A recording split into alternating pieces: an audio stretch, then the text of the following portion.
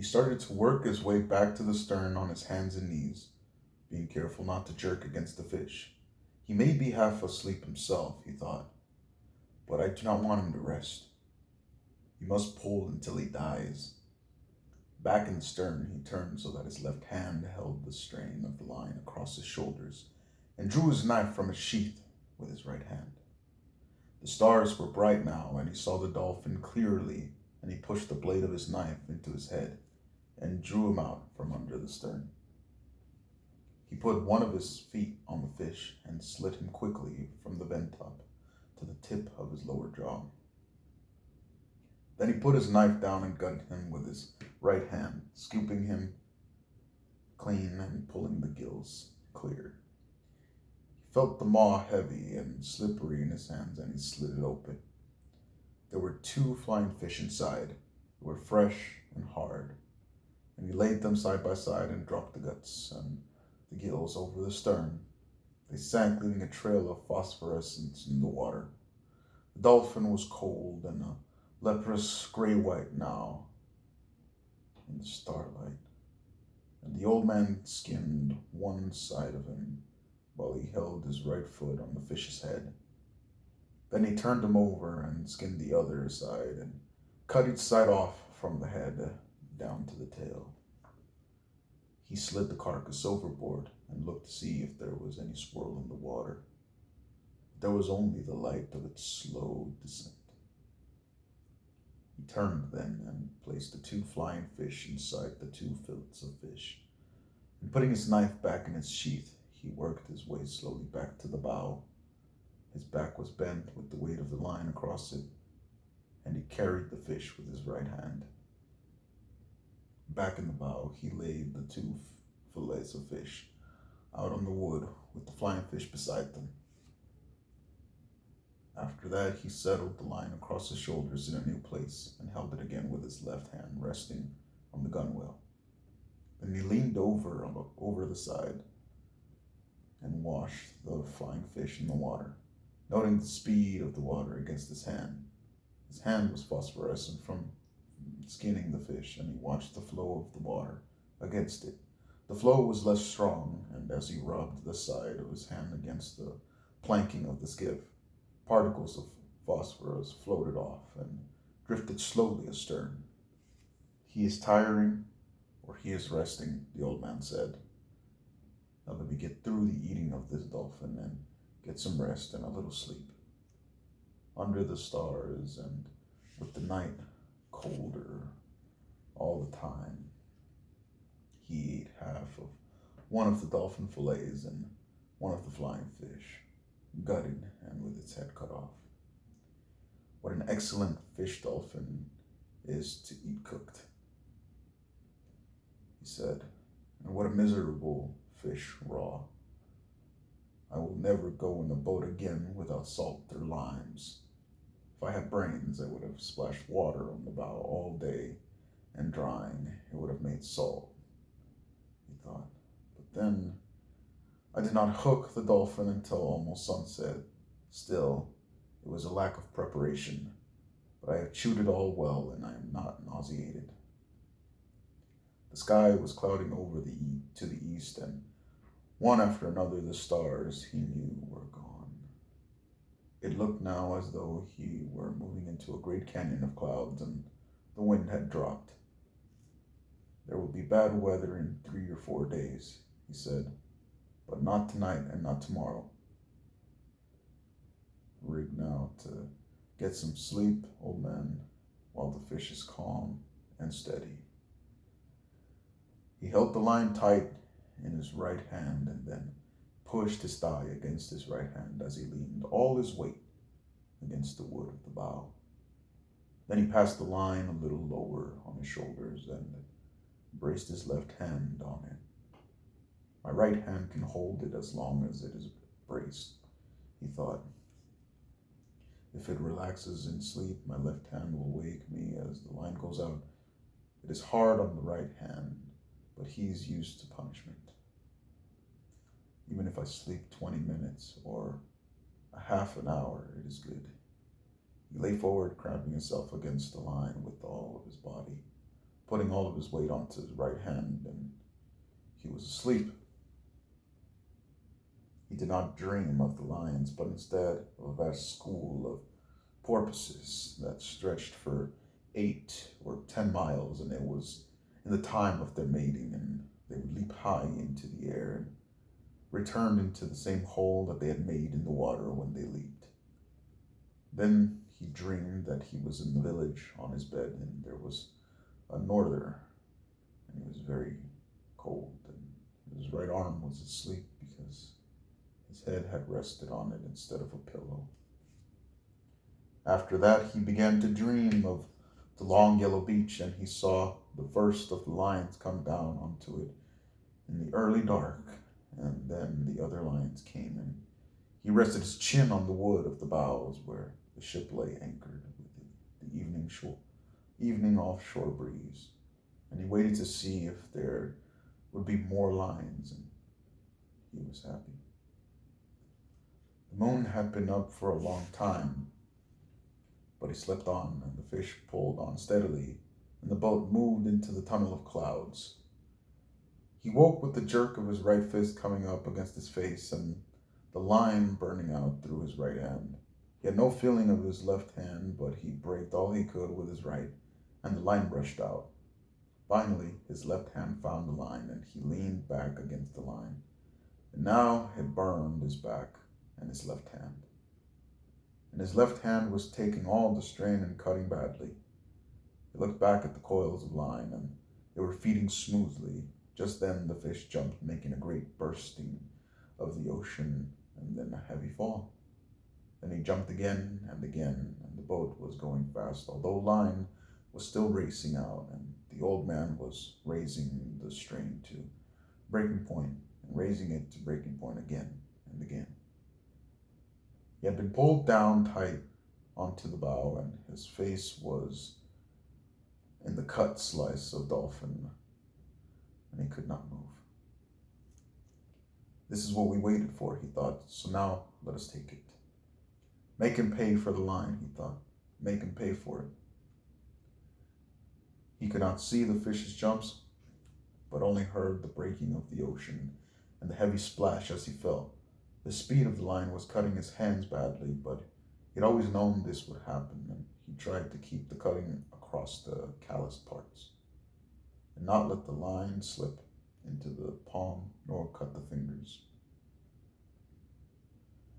If the boy was here, he would wet the coils of line, he thought. Yes, if the boy were here. If the boy were here. The line went out and out and out, but it was slowing now, and he was making the fish earn each inch of it. Now he got his head up from the wood and out of the slice of fish that his cheek had crushed. And he was on his knees, and he rose slowly to his feet. He was seeding line, but more slowly all the time. He worked back to where he could feel with his foot coils of line that he could not see. There was plenty of line still, and now the fish had to pull the friction of all that new line through the water. Yes, he thought. Now he has jumped more than a dozen times and filled the sacks along his back with air, and he cannot go down deep to die where I cannot bring him up. He will start circling soon, and then I must work on him. I wondered what started him so suddenly. Could it have been hunger that made him desperate, or was he frightened by something in the night? Maybe he suddenly felt fear. But he was such a calm, strong fish, and he seemed so fearless and so confident. It is strange. You better be fearless and confident yourself, old man, he said. You're holding him again, but cannot get line. But soon he has to circle. The old man held him with his left hand and his shoulders now, and stooped down and scooped up water in his right hand to get the crushed dolphin flesh off his face. He was afraid that it might nauseate him and he would vomit and lose his strength. When his face was cleaned, he washed his right hand in the water over the side and let it stay in the salt water while he watched the first light come before the sunrise. He's headed almost east, he thought. That means he's tired and going with the current. Soon he will have to circle. Then our true work begins. After he judged that his right hand had been in the water long enough, he took it out and looked at it. It is not bad, he said, and pain does not matter to a man. He took hold of the line carefully so that it did not fit into any of the fresh line cuts and shifted his weights so that he could put his left hand into the sea on the other side of the skiff. You did not do so badly for something worthless, he said to his left hand. There was a moment where I could not find you. Why was I not born with two good hands? He thought. Perhaps it was my fault in not training that one properly. But God knows he has had enough chances to learn. He did not do so badly in the night, though. He has only cramped once. If he cramps again, let the line cut him off. When he thought that he knew that he was not being clear-headed, and he thought he should choose some more of the dolphin. But I can't, he told himself. It is better to be light-headed than to lose your strength from nausea. And I know I cannot keep it if I eat it, since my face was in it. I will keep it for an emergency until it goes bad, but it is too late to try for strength now through nourishment. You're stupid, he told himself. Eat the other flying fish. It was there, cleaned and ready, and he picked it up with his left hand and ate it, chewing the bones carefully and eating all of it down to the tail. It has more nourishment than almost any fish, he thought. At least the kind of strength that I need. Now I have done what I can, he thought. Let him begin to circle and let the fight come. The sun was rising for the third time since he had put to sea when the fish started to circle. He could not see by the slant of the line that the fish was circling. It was too early for that. He just felt the faint slackening of the pressure of the line, and he commenced to pull on it gently with his right hand. It tightened, as always, but just when he reached the point where it would break, line began to come in. He slipped his shoulders and head from under the line and began to pull in line steadily and gently. He used both of his hands in a swinging motion and tried to do the pulling as much as he could with his body and his legs. His old legs and shoulders pivoted with the swinging of the pulling. It is a very big circle, he said, but he is circling. Then the line would not come in anymore, and he held it until he saw the drops jumping from it in the sun. Then it started out, and the old man knelt down and let it go grudgingly back into the dark water. He is making the far part of his circle now, he said. I must hold all I can, he thought. The strain will shorten his circle each time. Perhaps in an hour I will see him. Now I must convince him, and then I must kill him. But the fish kept on circling slowly, and the old man was wet with sweat and tired deep into his bones 2 hours later. But the circles were much shorter now, and from the way the line slanted, he could tell the fish had risen steadily while he swam. For an hour the old man had been seeing black spots before his eyes, and the sweat salted his eyes and salted the cut over his eye and on his forehead. He was not afraid of the black spots. They were normal at the tension that he was pulling on the line. Twice, though, he had felt faint and dizzy, and that had worried him. I could not fail myself and die on a fish like this, he said. Now that I have him coming so beautifully, God help me endure. I'll say 100 Our Fathers and 100 Hail Marys, but I cannot say them now. Consider them said, he thought. I'll say them later. Just then he felt a sudden banging and jerking on the line he held with his two hands. It was sharp and hard feeling and heavy. He's hitting the wire leader with his spear, he thought. That was bound to come. He had to do that. It may make him jump, though, and I would rather he stayed circling now. The jumps were necessary for him to take air, but after that, each one can widen the opening of the hook wound, and he can throw the hook. Don't jump, fish, he said. Don't jump. The fish hit the wire several times more, and each time he shook his head, the old man gave up a little line. I must hold his pain where it is, he thought. Mine does not matter. I can control mine, but his pain could drive him mad. After a while, the fish stopped beating at the wire and started circling slowly again. The old man was gaining line steadily now, but he felt faint again. He lifted some seawater with his left hand and put it on his head, and he put more on and rubbed the back of his neck. I have no cramps, he said. He'll be up soon and I can last. You have to last. Don't even speak of it.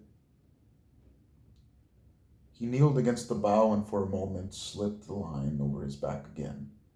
I'll rest now while he goes out on the circle and then stand up and work on him when he comes in, he decided.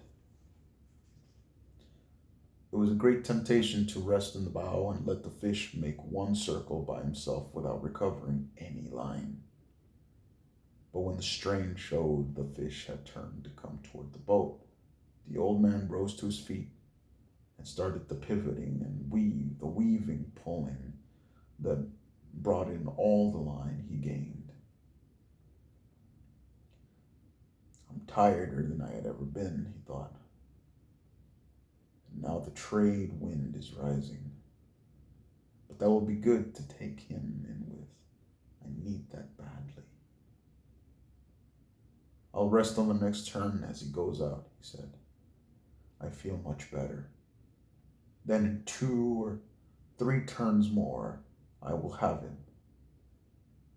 His straw hat was far on the back of his head, and he sank down into the bow with the pull of the line as he felt the fish turn. You work now, fish, he thought.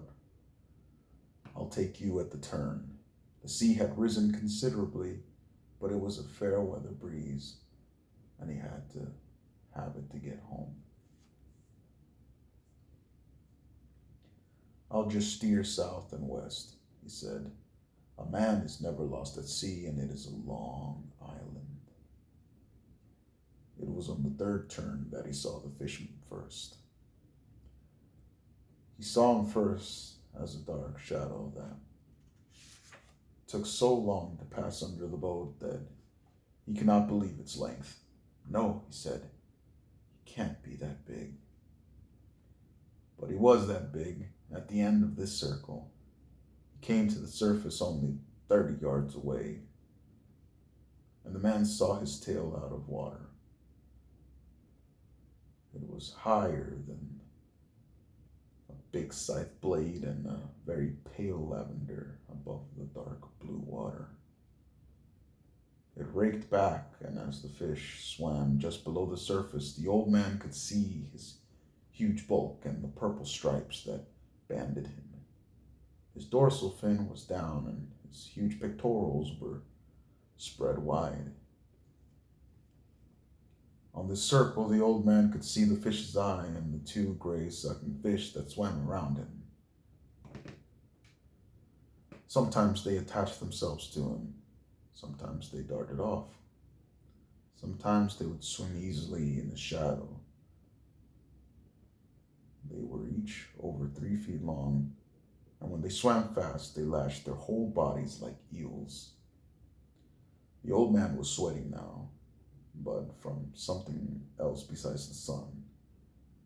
On each calm, placid turn the fish made, he was gaining line, and he was sure that in 2 turns more he would have a chance to get harpoon in. But I must get him close, close, close, he thought. I mustn't try for the head, I must get the heart. Be calm and strong, old man, he said.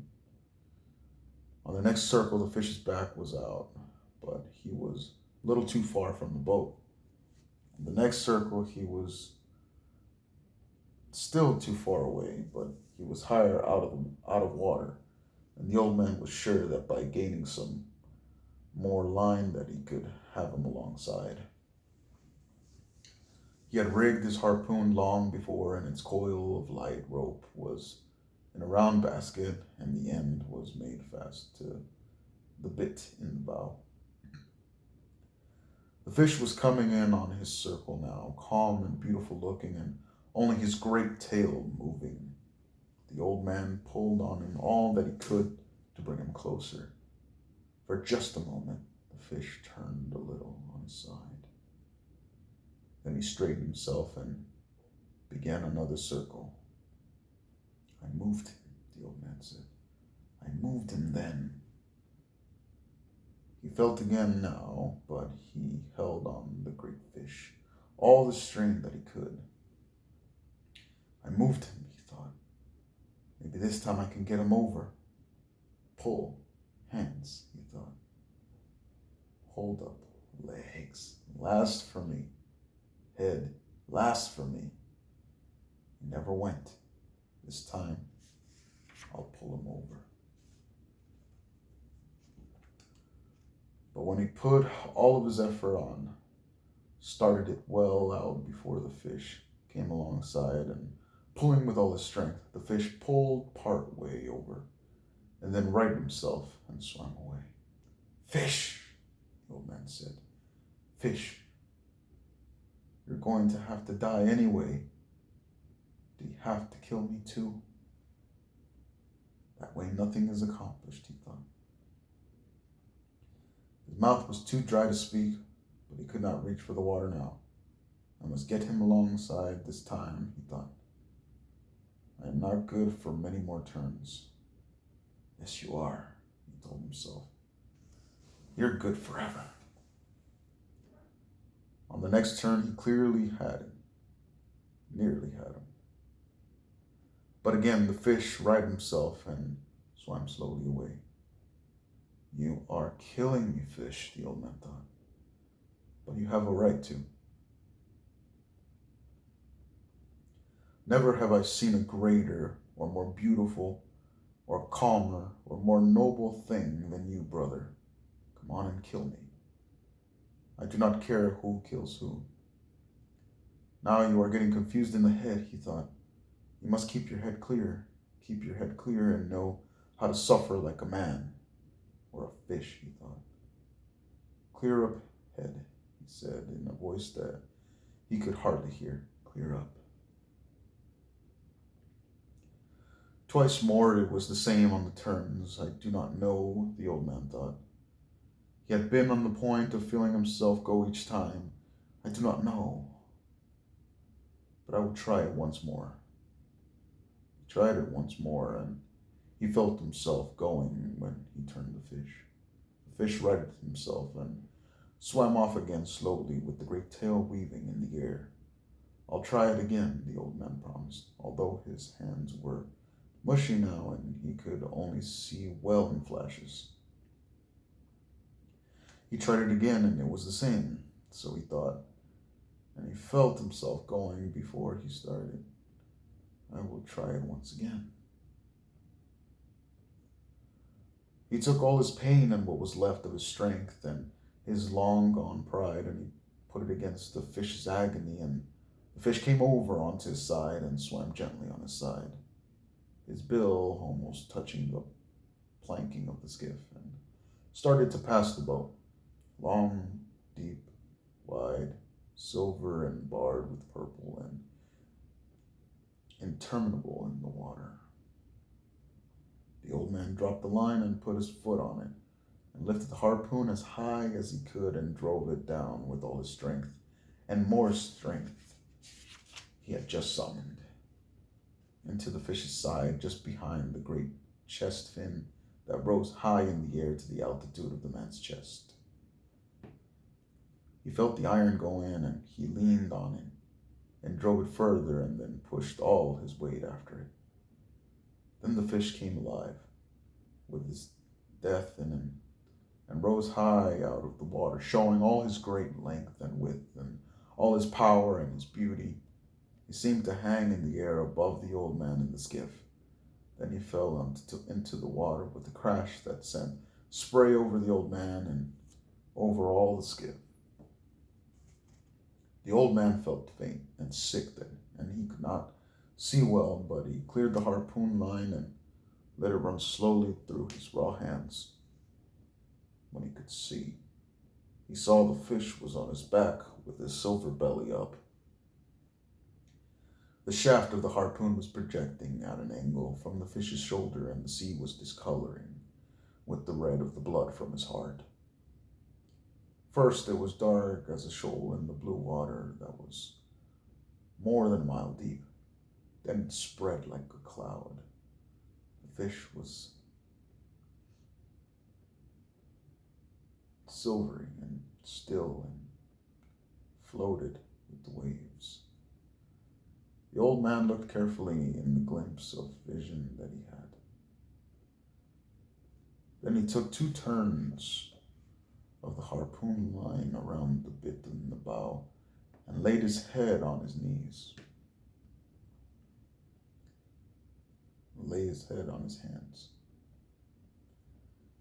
"Keep my head clear," he said against the wood of the bow. "I am a tired old man, but I have killed this fish, which is my brother. Now I must do the slave work.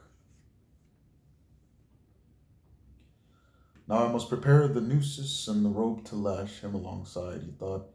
"Even if we were 2 and swamped her to load him and bailed her out, this skiff would never hold him.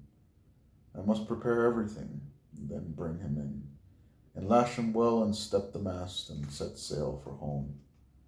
He started to pull the fish in to have him alongside so that he could pass a line through his gills and out his mouth and make his head fast alongside the bow. "I want to see him," he thought, "and to touch and to feel him. He is my fortune," he thought. "That is not why I wish to feel him. I think I felt his heart," he thought, when I pushed on the harpoon shaft the second time. "Bring him in now and make him fast and get the noose around his tail, and another around his middle to bind him to the skiff." "Get to work, old man," he said. He took a very small drink of the water. "There is very much slave work to be done now that the fight's over." He looked up at the sky and then out to his fish. He looked at the sun carefully. "It's not much more than noon," he thought, "and the trade wind is rising. The lines all mean nothing now. The boy and I will splice them when we are home."